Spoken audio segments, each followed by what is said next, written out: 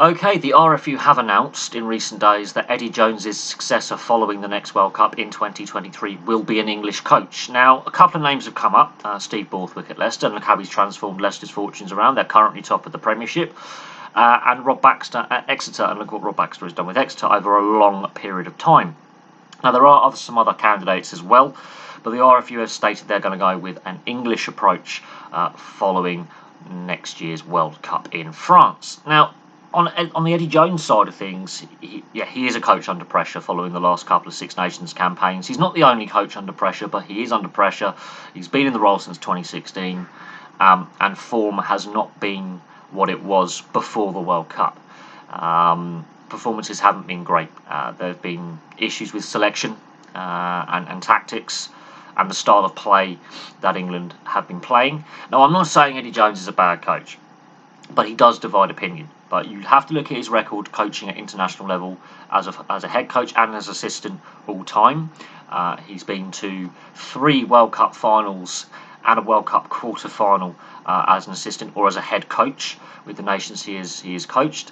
And in that regard, there has to be a lot of respect given. And considering where England were in 2015 under Stuart Lancaster, following that review for that disastrous World Cup, failing to get out the group stage, to where England are now, yes, they are better now than what they were in 2015. There is no doubt on that. However, the form has started to tail off, and he is a coach under increasing pressure following the last 2 Six Nations, where 5th last year, 3rd this year, 3rd only by points differential. Really, if we take out bonus points out of it, they didn't perform particularly well. There's a clear gap in quality between England and the top 2 in Ireland and France.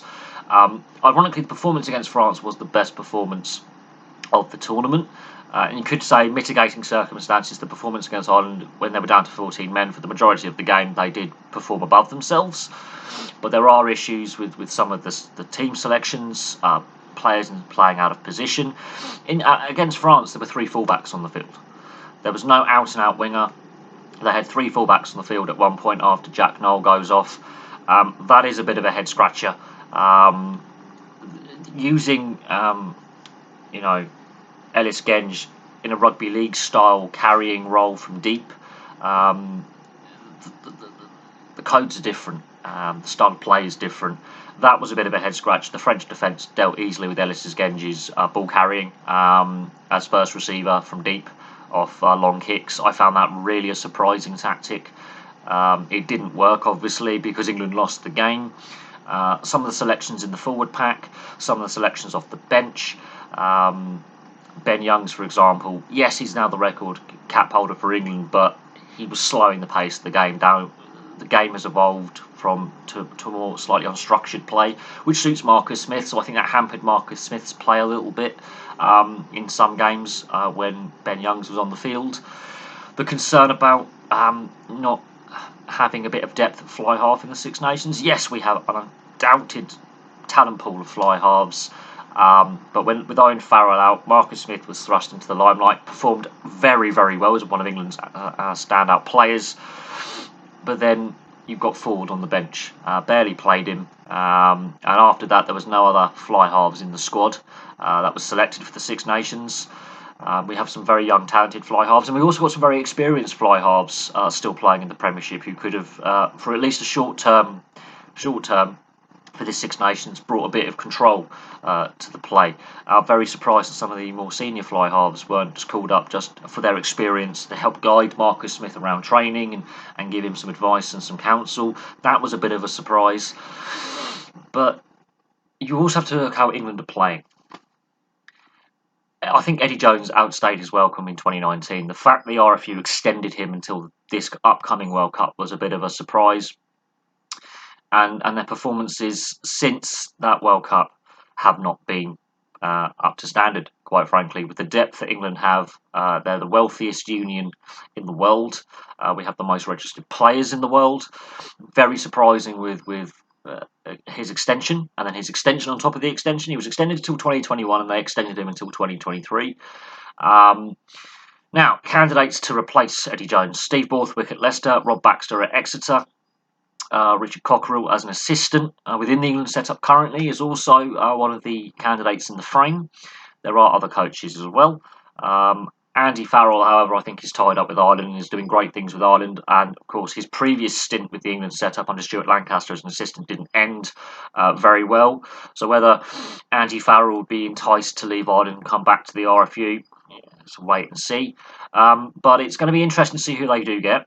There's 18 months out from the World Cup, so the RFU have given themselves some time.